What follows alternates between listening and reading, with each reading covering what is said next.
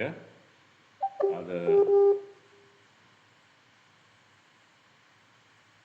අද අපි කතා කරන්න යන්නේ එක්තරා විදිහකට බැලුවොත් වැදගත් මාතෘකාවක්. වැදගත් කියන එකෙන් අදහස් කරන්නේ මේ මම බයිබල් විද්‍යාලයේ උගන්වනකොට චැපල් එකේ දේශනා කරනකොට මම ගොඩක් වෙලාවට කියන කාරණයක් තමයි අපි මේ ඉගෙන ගන්න මොන දේ අමතක කෙරුවත් අපි එක දෙයක් මතක තියාගන්න ඕන, අපි හොඳට හිතන්න පුරුදු වෙන්න ඕන කියලා තමයි මම අපේ ශිෂ්‍ය ශිෂ්‍යාවන්ට අවධාරණය කරන්නේ. thinking skills, ඒ කියන්නේ අපි හිතන සිතීමේ කුසලතාවය, විචක්ෂණශීලීව තර්කානුකූලව සිතීමේ හැකියාව ජීවිතයේ ගැඹුරු අධ්‍යාපනයක් කිරීම සඳහා ඉතාමත්ම අවශ්‍යයි. ගැඹුරින් අධ්‍යාපනයක් කිරීම සඳහා සිතීමේ අවශ්‍යතාවය හරි වැදගත්. අපි දන්න දෙයක් තමයි, අපි දැනගත යුතු දෙයක් තමයි, අපි ඉගෙන ගන්නවා නම් ඉගෙන ගන්න කෙනෙකුගේ තියෙන ලක්ෂණයක් තමයි ඉස්සෙල්ලම තමන් හිතන ආකාරය ගැන අවබෝධයක් තියෙන්න ඕන. තමන් හිතන ආකාරය පිළිබඳ අවබෝධයක්. මං හිතන්නේ කොහොමද? මං හිතන්නේ මොනවද? මගේ හිතන ප්‍රමාණය කොහොමද? මං නිවැරදිව හිතන කෙනෙක්ද කියලා තමන් ගැනම ස්වයං අවබෝධයක් තිබීම හරි වැදගත්. අපේ සාර්ථක අධ්‍යාපනයක් කිරීම සඳහා මගේ දැනුමේ ප්‍රමාණය මොකක්ද? මම දන්නේ මොනවද? නොදන්නේ මොනවද? සමහරක් අය ඉන්නවා නොදන්න දෙයක් නැහැ නේද? ඒගොල්ලන් නොදන්න දෙයක් නැහැ. මේ රටේ ඔක්කොම දන්නවා ඒගොල්ලන්. ඒක එහෙම ආയിട്ട് ඉගෙන ගන්න දෙයක්වත් නැහැ. ඇයි හැමදේම දන්නවනේ.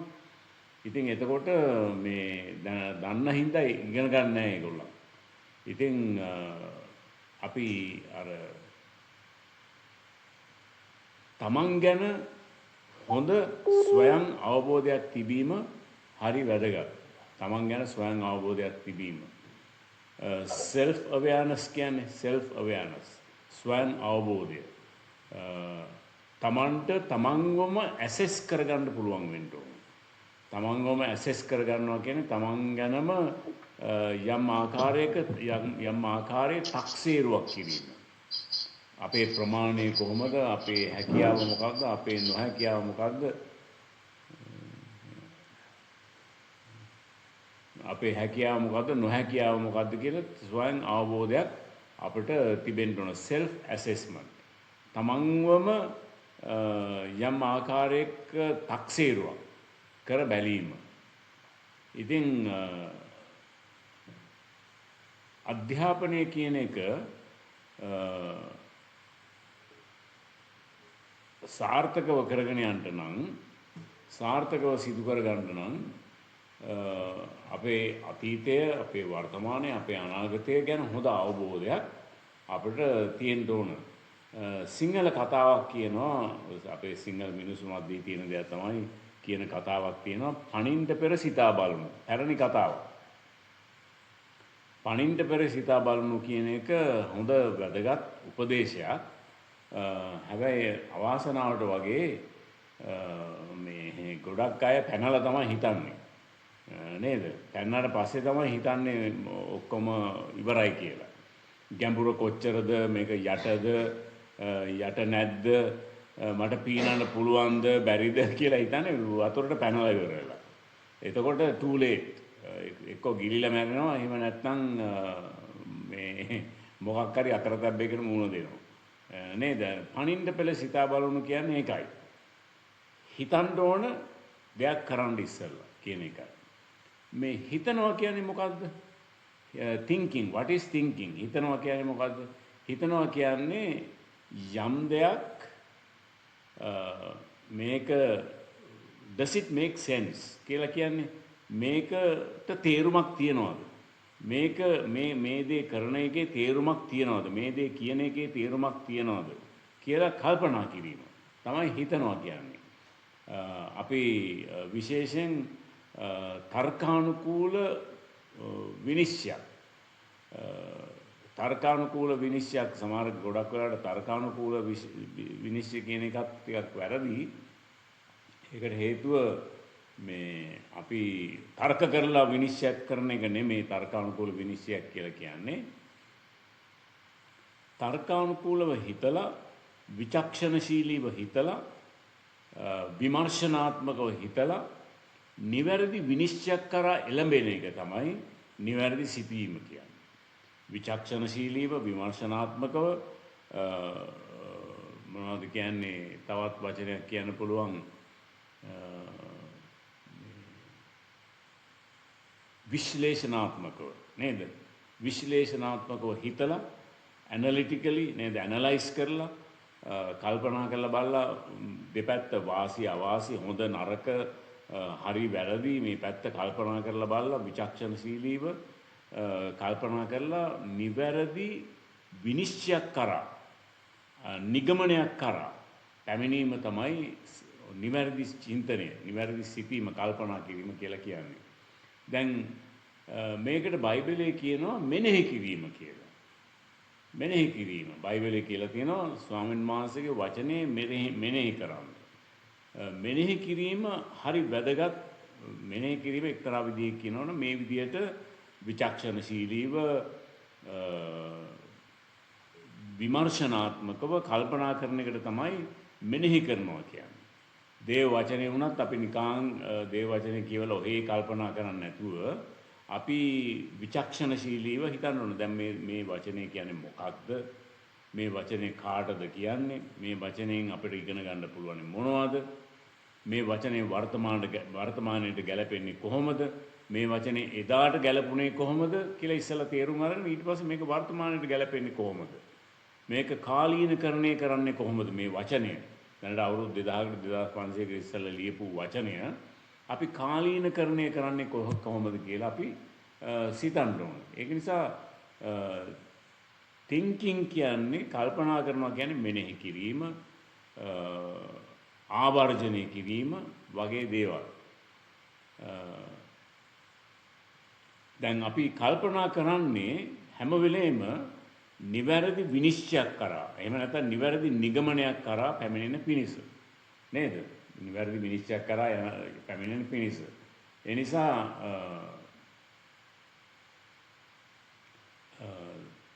අපි කල්පනා කරන්න ඕන හැම පැත්තක් ගැනම හිතලා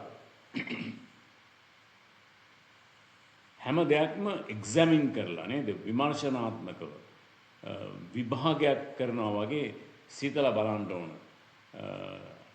ඉංග්‍රීසියෙන් කියන මේකට ක්‍රිටිකල් තින්කින්. ක්‍රිටිකල් තින්කින් කියන්නේ ක්‍රිටිසයිස් කරන එක නෙමෙයි, විවේචනය කරන එක නෙමෙයි. අපි සත්‍යතාවයේ මත අපි විචක්ෂණශීලීව හිතනවා කියන්නේ විමර්ශනාත්මකව හිතනවා කියන්නේ සත්‍යතාවයේ මත තීරණයක් ගැනීම සඳහා හැම පැත්තෙම කරුණු සොයා බැලීම. අන්න ඒ වගේ අපි තුල හැකියාවක් තියෙන්න ඕන. නිවැරදි විනිශ්චයක් කරා පැමිණෙන පිණිස කරන කල්පනාව. මේක හරි වැදගත් දෙයක්. පාවුල්තුමා විවේචනය කෙරුවා කොරින්ති සභාවේ දෙහිවන්තයන්ව නුඹලා මහා ලොකුවට ඥානවන්තයෝ යයි කියලා කියනවා. හැබැයි නුඹලට බෑ නුඹලගේ ප්‍රශ්නයක් විසඳ ගන්න කියලා මේ නිකන් සමච්චලයට වගේ පාවුල්තුමා කියනවා. ලොකුවට කෑ ගහනවා මහා ලොකු ප්‍රඥාවන්තයෝ කියලා. හැබැයි තමන්ගේ ජීවිතේ තමන්ගේ සහෝදර සහෝදරයන් මැදේ තියෙන ප්‍රශ්නයක් විසඳ ගන්න බෑ නුඹලට කියලා කොරින්ති සභාව කියවලා බලන්නකො. කොරින්ති පොත ඒකේ අපිට දකින්න පුළුවන්. ඒකෙන් හිතුවා අපි ප්‍රඥාවන්තයෝ කියලා. කොරින්ති සභාවය හිතුවා අපි පඬිතයි. අපි ඔක්කොම දන්නවා. අපිට උගන්වන්න දෙයක් නැහැ කියලා. පාවුල්තුමා නිකන් සමච්චලයට කිව්වා ඔයගොල්ලෝ ඥානවන්තයෝ කියලා හිතනවා කියා ගන්නවා.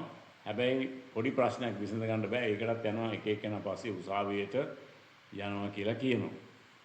ඉතින් මේ සිතීම සම්බන්ධව කතා කරනකොට මම කියන්න කැමති පළවෙනි කාරණේ තමයි සිතීම කියන එක අපේ මනසට ස්වභාවික දෙයක් වෙන්න ඕන.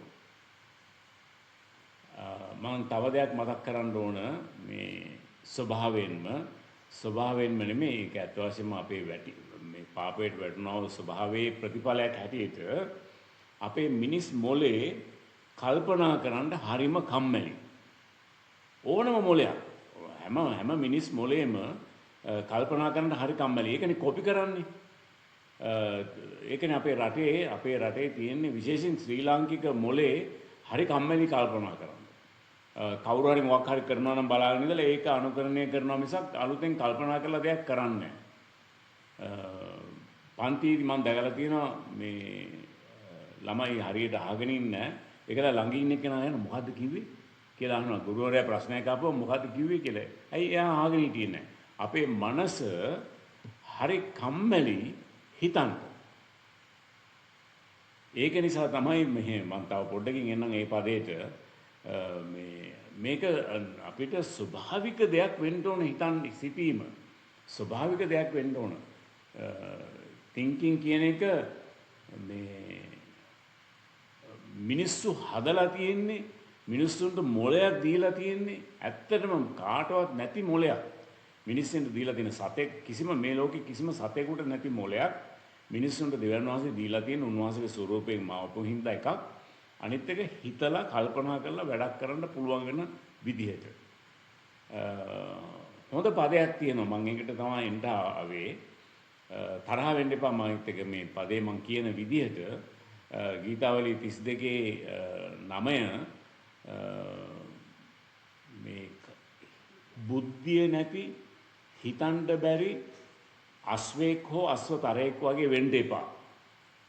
අපේ භාෂාවෙන් කිව්වොත් මීහරකෙක් වගේ වෙන්න එපා කියලා තමයි ඇත්තටම ඒකේ එදා කිව්වේ අස්වේක් හෝ අස්වතරයෙක් වගේ වෙන්න එපා කියලා.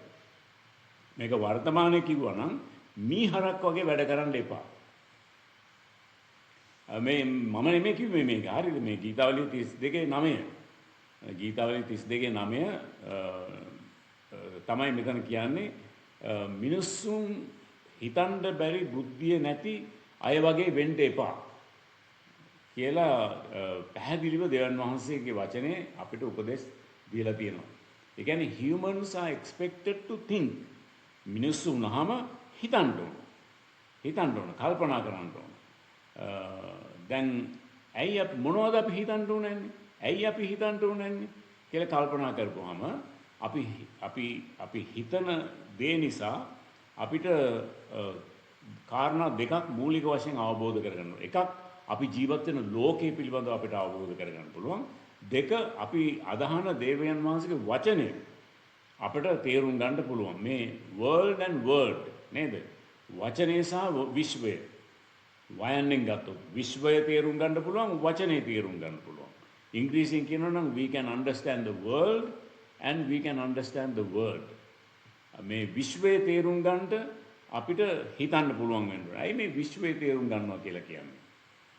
අපි ජීවත් වෙන ලෝකය හරි සංකීර්ණයි. සමහරකට හරි දේ මොකක්ද, වැරදි දේ මොකක්ද, හොඳ මොකක්ද, නරක මොකක්ද කියන එක අපිට තේරුම් ගන්න බැරි තරම් සංකීර්ණයි. අපි ජීවත් වෙන්නේ මේකට කියනවා මේ අර හැම මිනිස්සුම විශ්වාස කරන නිසා විශ්වාස කරන්නේ dominant ideology කියලා කියනවා. ඒ කියන්නේ දැඩි මත. සමාජයේ තියෙන දැඩි මත. මොකද්ද සමාජයේ තියෙන දැඩි මත? සිංහල බෞද්ධ. නේද? ඕක දැඩි මතයක් නේ. සිංහලෙක් වුණාම බෞද්ධයෙක් වෙන්න ඕන. බෞද්ධයෙක් වුණාම සිංහලෙක් වෙන්න ඕන. ඒක එහෙමද? ඇයි දෙමළ බෞද්ධයෝ ඉන්න බැරිද? ඇයි ඉංග්‍රීසි බෞද්ධයෝ ඉන්න බැරිද? සිංහල බෞද්ධ. ඕක සමාජයේ තියෙන දැඩි මතයක්. දැන් මගේ නම කිව්වහම ගොඩක් අය හිතන්නේ මම බෞද්ධ කියලා. එහෙම වෙන්න ඕනේ නැහැ. එහෙම වෙන්න ඕන කියලා නෑ ඇත්තටම. ඉතින් මේ වගේ ගොඩක් තියෙනවා සමාජයේ මේ දැඩි මත. එකක් නෙමෙයි. මම මේ උදාහරණයක් හැටියට කියන්නේ. මේ වගේ දැඩි මත තියෙන නිසා සමහරක් වෙලාවට මේ අපි ඒ දැඩි මතවලට මේ අපි යටත් වෙනවා. තව දැඩි මතයක් තමයි රාජ්‍ය සේවකයෝ. රාජ්‍ය සේවකයන්ට තමයි ආරක්ෂාව තියෙන්නේ, සුරක්ෂිත බව තියෙන්නේ, පෙන්ෂන් එක තියෙන්නේ කියලා ඕක සමාජයේ තියෙන ලොකු රජයේ සේවකෙක්ද කසාදයක් එහෙම කතා කරපුවම නේද? කසාදයක් බඳින්න ගියාම එයා රජයේ සේවකෙක් නාය නම් බැන්දර කමන්නේ. ඇයි ආරක්ෂාව හොඳයිනේ, පෙන්ෂන් එකක් හම්බ වෙනවනේ. ඔන්න ඔය මතය සමාජයේ තියෙනවා. දැන් පෙන්ෂන් එකටත් බැදුණු දවසට තමයි ඒකේ තියෙන රඟේ තේරෙන්නේ. ඉතින් මේ දැඩි මත හරියට මේ රාජ්‍ය නොවන සේවකයෝ ජීවත් වෙන්නේ නැහැ වගේ සමාජයේ කතා කරන්නේ. රාජ්‍ය සේවකයෝ. තව ගොඩක් දේවල් තියෙනවා.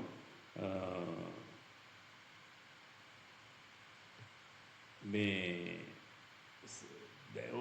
ඔයවා ගැන කතා කරන්න ගියොත් ගොඩක් වෙලා යනවා. ඉතින් ඒක නිසා දැඩි මත සමාජයේ තියෙනවා. මේ ඔක්කොමලා පිළිගන්න හින්දා අපිත් පිළිගන්න ඕන. හැම කෙනාම අනුගමනය කරන හින්දා අපි අනුගමනය කරන්න ඕන.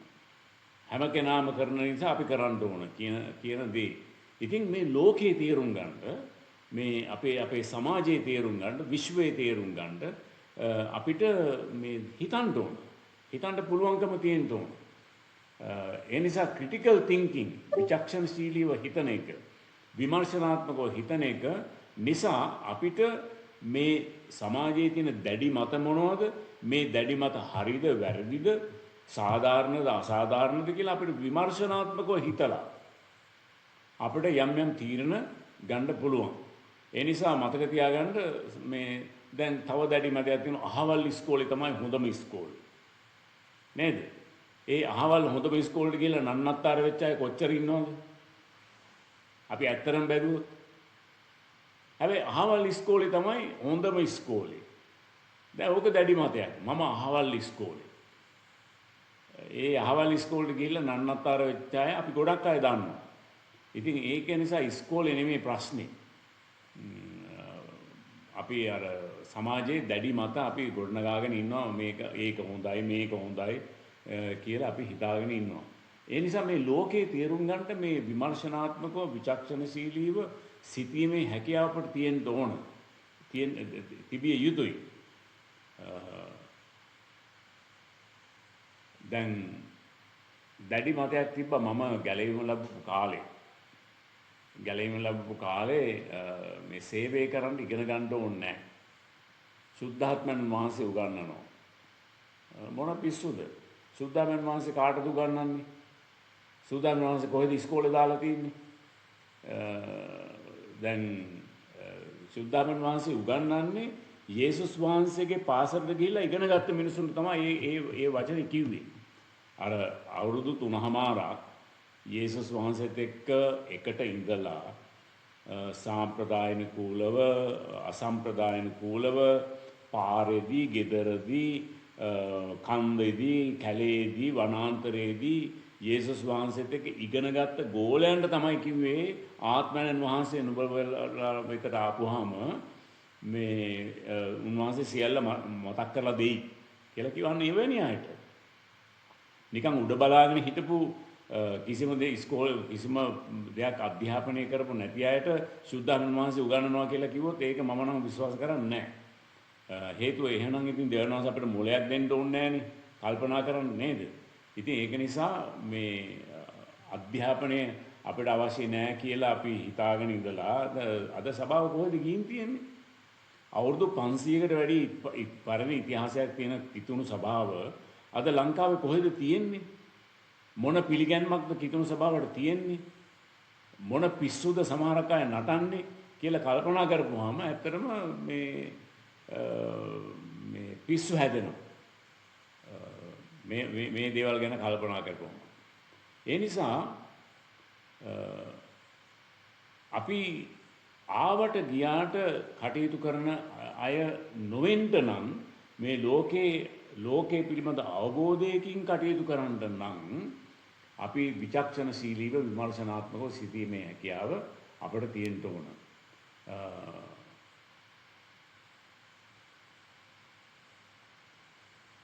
මේ දේවල් වලින් අපි ගොඩක් පරිස්සම් වෙන්න ඕන. අද ගොඩාක් බුද්ධිමත් මිනිස්සු ගොඩාක් මේ මොනවද කියන්නේ පාසල් වලට ගියාය පවා මේ තමන් තීරණ ගන්නේ සමාජයේ තියෙන දැඩි මතවලට අවනතව. සමාජයේ තියෙන දැඩි මතවලට අවනතව. මිසක් අර විචක්ෂණශීලීව බුද්ධිමත්ව තර්කානුකූලව කල්පනා කරලා බලලා ගන්න තීරණ නෙමෙයි ගොඩක් ඒවා. මට සමහර දේවල් ප්‍රසිද්ධිය කියන්න අමාරුයි. නමුත් ඒ දේවල් අපි කල්පනා කළොත් මේ ආධිපත්‍ය නේද ආධිපත්‍ය වගේ දේවල් දැඩි මත සමාජයේ තියෙනවා. ඒවා කඩන්න නම් ඒවට එරෙහිව අපි කල්පනා කරන්න නම් අපි විචක්ෂණශීලීව සිටීමේ හැකියාව සමාජයේ අපිට තියෙන්න ඕනේ. ඒ නිසා මේ ලෝකය තේරුම් ගැනීමට මේ ලෝකේ නිවැරදිව කටයුතු කිරීමට අපි කල්පනා කිරීමේ හැකියාව අපිට තියෙන්න ඕන.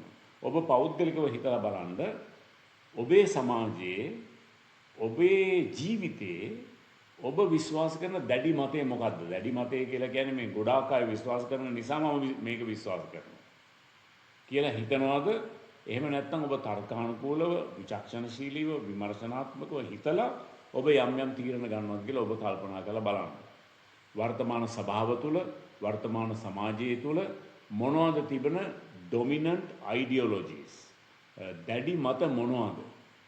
හැම කෙනාම කරන්නම් වාල්ලේ කරන දේවල් මොනවද කියලා අපි කල්පනා කරලා බලලා ඒවා සාධාරණද අසාධාරණද දේව වචනෙට එකඟද නැද්ද කියලා අපි කල්පනා කරලා බලලා කටයුතු කරන එක හොඳයි. දැන් විචක්ෂණශීලීව විමර්ශනාත්මකව සිටීමේ හැකියාව තිබුණොත් අපිට අපේ විශ්වය අපේ ලෝකය තේරුම් ගන්න පුළුවන්. දෙක අපිට දේව වචනය තේරුම් ගන්න පුළුවන් එහෙම කටයුතු කරනකොට. මම අපේ විද්‍යාලයේ මම උගන්වනවා මේ දවස්වල දේශන ශිල්පයේ දේශනා කරන ක්‍රමය ගැන.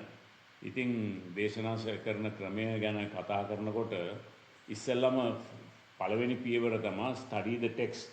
නේද? ඒ ටෙක්ස්ට් එක අපි ඉගෙන ගන්න ඕනේ. ඊට පස්සේ ඒ ටෙක්ස්ට් එකේ තියෙන ස්ට්‍රක්චර් එක මොකද්ද? ව්‍යුහය මොකද්ද කියලා තේරුම් ගන්න ඕනේ. ඊළඟට ඒ බයිබල් අපි දේශනා කරන දැන බයිබල් පාඨයේ තියෙන මොනවද කියන්නේ සෙන්ට්‍රල් ප්‍රොපොසිෂන් ප්‍රධාන යෝජනාව මොකක්ද?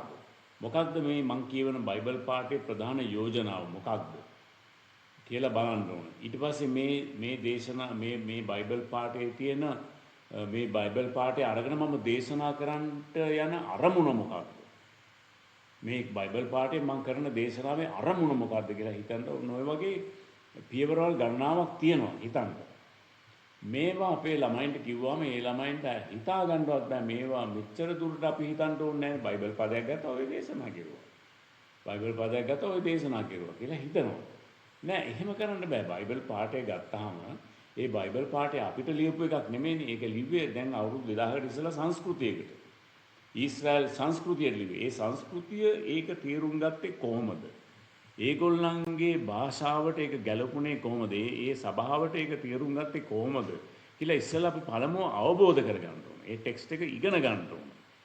ඉතින් ගීතාවලිය පළවෙනි ගීතාවලිය 1 2 කියලා කියවුවාම අපි දකිනවා මේ ස්වාමින් වහන්සේගේ වචනේ දිවා රාත්‍රී මෙනෙහි කරන මනුෂ්‍ය ආශිර්වාද ලද්දේ කියලා. මෙනෙහි කරන මනුෂ්‍ය ආශිර්වාද ලද්දේ. එයා හරියට දියාලක් ළඟ පහරක් වගේ හිටවපු වෘක්ෂයක්. කලට විලාවට පළදින වෘක්ෂයක් කියලා තියෙනවා. ඉතින් අපි කී දෙනෙක් දෙවියන් වහන්සේගේ වචනේ මෙනෙහි කිරීමෙන් යුතුව ඉගෙන ගන්නවා කියලා අපි කල්පනා කරුවොත් මම හිතන්නේ මේ අපි ගොඩක් ඈත් වෙලා ඉන්න අය ඒ ප්‍රායෝගිකත්වයෙන් ඊළඟට යොෂුවා 1:8 කියන දෙයක් තමයි මාගේ වචනයෙන් මාගේ දෙවියන් වහන්සේගේ විවස්ථාව දිවා රාත්‍රියේ මෙනෙහි කරන්න. දිවා රාත්‍රියේ මෙනෙහි කරන්න ඒකේ කියලා තියෙන දේවල් කරන්න බලා ගන්න ඊට පස්සේ එතකොට තමයි නුඹේ මාර්ගය සාර්ථක වෙන්නේ කියලා දෙවියන් වහන්සේ යොෂුවට කිව්වා. 1:8 කියවලා බලන්න 1:8. ඉතින් දිවා රාත්‍රියේ මෙනෙහි කරනවා. මෙනෙහි කරනවා කියන්නේ නිකන් මේ බයිබල් පදයක් අරගෙන නිකන් නෝමලි කල්පනා කරන එක නෙමෙයි. විමර්ශනාත්මකව මේකේ තේරුම මොකක්ද? මේක කොහොමද වර්තමාන කාලයට ගැලපෙන්නේ? මේකේ සඳහන් කරලා තියෙන මොනවද කියන්නේ ව්‍යාකරණානුකූලව මේකේ තියෙන වැදගත්කම මොකක්ද? මේක කාටද කිව්වේ? එයාට ඇයි මේ විදිහට කිව්වේ? ඒක අදට අපි කාලීනකරණය කරගන්නේ කොහොමද? අදට අපි ගලපගන්නේ කොහොමද මේක කියලා අපි කල්පනා කරලා බලන්න ඕනේ. ගීතාවලිය 1:1 යොෂුවා 1:8 මේ වගේ අපි දේව වචනේ තේරුම් ගන්නට කල්පනා කිරීම ඉතා අවශ්‍යයි. ඊළඟ කාරණේ තමයි අපි අපේ සිතුවිලි ගැන අපේ කල්පනාව ගැන අපි දෙවියන් වහන්සේට වග කියන්න ඕන. ගණන් දෙන්න ඕන. අපිට ඕන දේ අපිට හිතන්න බෑ. අපිට ඕන දේ ඕන විදිහට අපිට හිතන්න බෑ. ඒ නිසා තමයි පිලිපි පොතේ 4 වෙනි පරිච්ඡේදයේ 7 සිට 8 දක්වා පිලිපි පොතේ 4 වෙනි පරිච්ඡේදයේ 7 සිට 8 දක්වා මෙතන කියනවා අවසාන වශයෙන් සහෝදර සහෝදරීනි සත්‍ය යම් සත්‍යයක් තිබේද යම් උතුම් දෙයක් තිබේද යම් නිවැරදි දෙයක් තිබේද යම් පවිත්‍ර දෙයක් තිබේද යම් ප්‍රේමණීය දෙයක් තිබේද යම් පිළිගත හැකි දෙයක් තිබේද ඒවා ගැන මෙනෙහි කරන්න. ඉතින් අපි කල්පනා කරන්නේ මොනවද? අපි හිතන්නේ මොනවද? මොන වගේ දේවල්ද? ඒක සත්‍යතාවයෙන් යුතු දෙයක්ද? ඒක නිවැරදි දෙයක්ද? ඒක පවිත්‍ර දෙයක්ද? ඒක ප්‍රේමණීය දෙයක්ද? ඒක කාට හරි ජීවිතයට ප්‍රයෝජනවත් දෙයක්ද? කියලා අපි කල්පනා කරන දේ ගැන අපි වග කියන්න ඕන. ඉතින් පිලිප්පි පොතේ 4 වෙනි පරිච්ඡේදයේ 7 ඉඳලා 8 වෙනකන් හොඳ අවවාදයක් දෙනවා.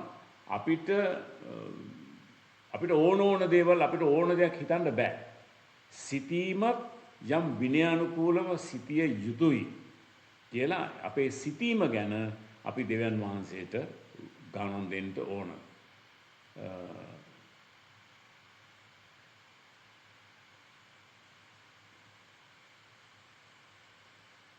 අපි කන්ද උඩ දේශනාවේ ගත්තත් අපි දකින දෙයක් තමයි අපි හිතන දේ ගැන අපි වග කියන්න ඕන. අපි හිතන දේ ගැන. දැන් ගොඩක් අය හිතුවේ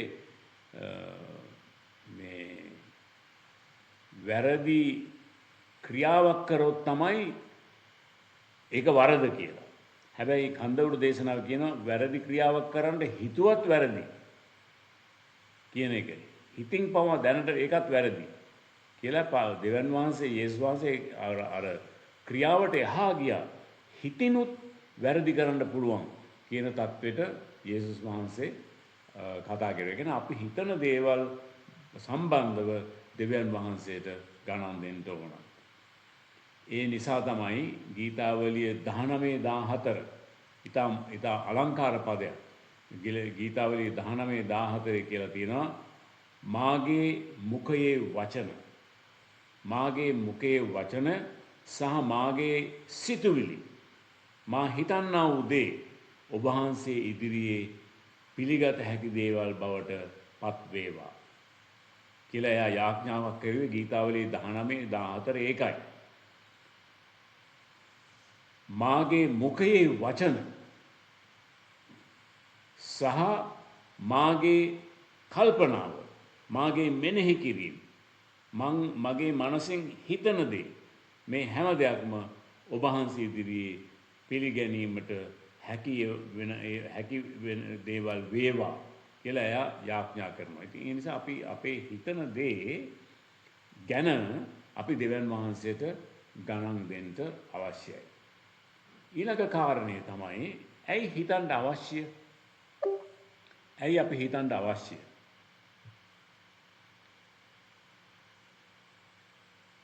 why is thinking essential? ඇයි අපි හිතන්න අවශ්‍ය? අපි හිතන විදිහට තමයි අපි හැඩගැහෙන්නේ. අපි වැඩ කරන්නේ. අන්න ඒ නිසා හිතන ආකාරය හරිම වැදගත්. සිතන දේ අපි හිතන්න පුළුවන් ඒක මං සිතුවිල්ලක් විතරයි කියලා ඒක සිතුවිල්ලක් විතරයි කියලා ගණන් ගන්න නැතුව ඉන්න බෑ. අපි හිතන ආකාරයට තමයි අපි හැඩ ගැහෙන්නේ. අපි හැඩ ගැස්වෙන්නේ. ඒ නිසා හිතන දේ හරි වැදගත්. අපි හිතන ආකාරයට අපි වන්නෝය කියලා හිතෝපදේශ පොතේ 28:7 සඳහන් කරනවා. 28:7 අපි හිතන ආකාරයට අපි වන්නෝය කියලා. යෝබ් පොතේ සඳහන් කරනවා මං බය වුණ දේ මා වෙතට පැමිණියෝය කියලා. පැමිණියේය. මම යම් දෙයකට බය වුණාද ඒ බය වුණ දේ මා වෙතට පැමිණියේ. හිතන දේ හිතන විදිහට පැමිණියා කියලා සඳහන් කරනවා. ඒ නිසා මිනිස්සෙක් කොයි ආකාරයකද ජීවත් වෙන්නේ ඒ ජීවත් වෙන ආකාරයෙන් පෙන්නනවා එයා හිතන හැටි. එයා හිතන්නේ කොයි වගේද කියන එක කෙනෙකුගේ ජීවිතය දිහා බලපුවාම අපිට වටහා ගන්න පුළුවන්. Our thought becomes things නේද? අපි හිතන ආකාරය කාටවත් පේන්නේ නැහැ. කාටවත් පේන්නේ නැත්නම් අපි අභ්‍යන්තරේ හිතන්න පුළුවන්.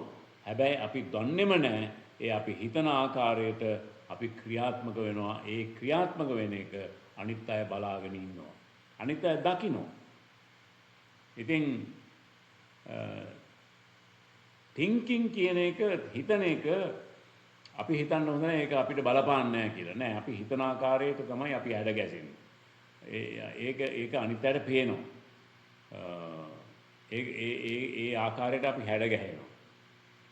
අපි මොන විදිහටද බයිබල් ස්ටඩි එක කරන්නේ? අපි මොන පොත්ද කියවන්නේ? අපි මොන මූවීස්ද බලන්නේ? අපි කොයි ආකාරයකට ජීවත් වෙන මිනිස්සුද කියන එක මත තමයි අපේ හැඩගැස්ම රඳා පවතින්නේ. අර ඉංග්‍රීසියෙන් කියන කතාවක් garbage in garbage out. අපේ ඔළුවට අපි කුණු ගොඩවල් දාගත්තොත් එළියට එන්නේ කුණු ගොඩවල්.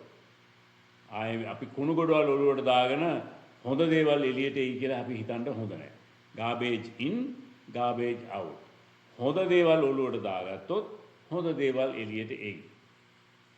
ඒක තමයි අපේ ආකල්ප ගොඩනැගීමට අර අපේ බයිබල් කොලෙජ් එකේ අපි කියන ආකල්ප ගොඩනැගීම.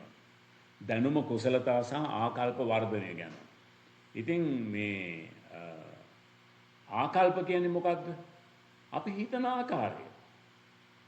අපි හිතන ආකාරයට තමයි ආකල්ප කියන්නේ. ආකල්ප ගොඩනැගීම. ඉතින් අපේ ආකල්ප ගොඩනැගෙන්නේ අපි හිතන ආකාරය මත. අපි හිතන ආකාරය මත. එනිසා අවසාන වශයෙන් මං කිව්වා සිතීමේ හැකියාව ඉතා වැදගත් ගැඹුරු අධ්‍යාපනයක් කිරීම සඳහා. එනිසා අධ්‍යාපනයක් ලබනකොට අපි උගන්වන්නට ඕනන්නේ හෝ ඉගෙන ගන්නට ඕනන්නේ නිවැරදිව සිතන්නේ කෙසේද කියන කාරණය දියුණු කර ගැනීමට. ඒක තමයි අපි අධ්‍යාපනයේට අපේ මනස වර්ධනය කරගන්න, අපේ චින්තනය වර්ධනය කරගන්න, අපිව හැඩගස්ව ගන්න. කටපාඩම් කරලා අධ්‍යාපනය ලබන එක ඇත්ත වශයෙන්ම වැඩක් නැහැ. අපි ඉගෙන ගන්න ඕනන්නේ කටපාඩම් කරලා විභාග පාස් කරගන්න නෙමෙයි. අපි ඉගෙන ගන්න ඕනන්නේ නිවැරදිව හිතන්නේ කෙසේද කියලා දැන ගැනීම සඳහා. ඒක තමයි අධ්‍යාපනය. එක කියමනක් තියෙනවා මෙහෙම.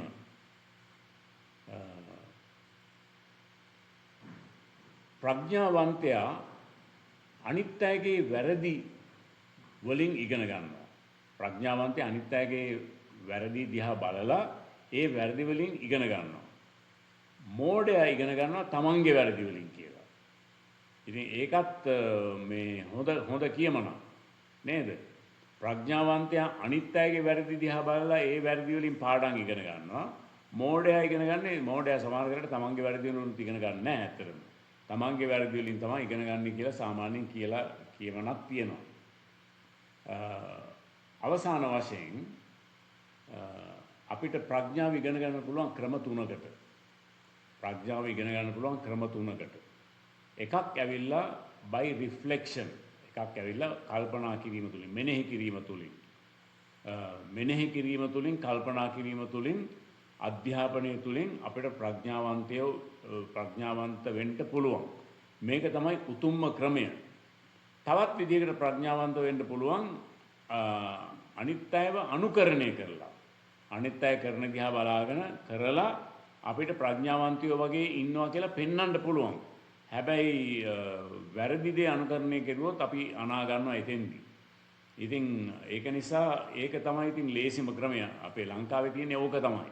ලංකාවේ තියෙන අනිත් අය කරන දිහා බලලා අපිත් කරනවා. ඒක හරි හෝ වැරදි හෝ. ඒකල අපි දක්ෂයෝ ප්‍රඥාවන්තයෝ කියලා අපි පෙන්වන්න උත්සාහ කරනවා. තුන්වෙනි ක්‍රමය තමයි අත්දැකීම් වලින් අපිට ප්‍රඥාවන්ත වෙන්න පුළුවන්. අපේ අත්දැකීම් තුලින් අපිට ඉගෙන ගන්න පුළුවන්. අපිට මොලේ දියුණු කර ගන්න පුළුවන්. හැබැයි ඒක තමයි තිත්තම ක්‍රමය. ඒ කියන්නේ සමහර අත්දැකීම් තියෙනවා හරි වේදනාත්මකයි. හරි කනගාටුදායකයි. ඉතින් මේ ක්‍රම කොයි එකෙන්ද අපි ප්‍රඥාවන්තකම ඉගෙන ගන්න කියන එක අපි තීරණය කරන්න ඕන. අනිත් අයගේ අත්දැකීම් දිහා බලලා අනිත් අයගේ ඉගෙනගත්ත පාඩම් වලින් බලලා අපි ප්‍රඥාවන්ත වෙනවද? එහෙම නැත්නම් අපි අනිත් අයව අනුකරණය කරලා ඒගොල්ලන් කරන දේ අපි කරනවද? එහෙම නැත්නම් අපේ මෝඩකම් වලින් අපි ඉගෙන ගන්නවද? එහෙම නැත්නම්